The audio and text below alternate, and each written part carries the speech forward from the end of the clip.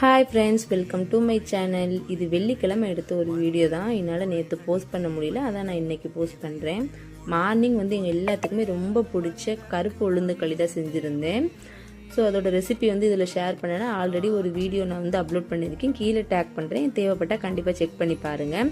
மத்தியானத்துக்கு என் ஹஸ்பண்ட் கொஞ்சம் மட்டன் எலும்பு 2 நுரையீரல் இருந்துச்சு, அது வாங்கிட்டு வந்துருந்தாங்க. ஏன்னா அது அவங்களுக்கு ரொம்ப பிடிக்கும். அதுக்கு என்ன மசாலா அரைக்கலான்னு பார்த்துடலாமா?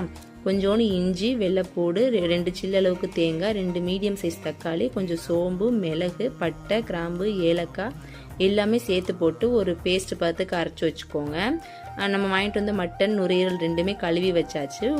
ஒரு குக்கரில் நல்லெண்ணெய், கொஞ்சம் ரீஃபண்ட் ஆயில் போட்டு நம்ம நறுக்கி வச்சிருக்கக்கூடிய பெரிய வெங்காயத்தை அதில் போட்டு நல்லா வதக்கி விட்டுக்கோங்க. ஒரு 2 பச்சை மிளகா, புதினா, கொத்தமல்லி, கருவேப்பிலை எல்லாமே சேர்த்து நல்லா பொன்னிறம் ஆனதுக்கப்புறமா நம்ம அரைச்சி வச்சிருக்கக்கூடிய மசாலாவை அதில் போட்டு நல்லா வதக்கி விட்டுறலாம்.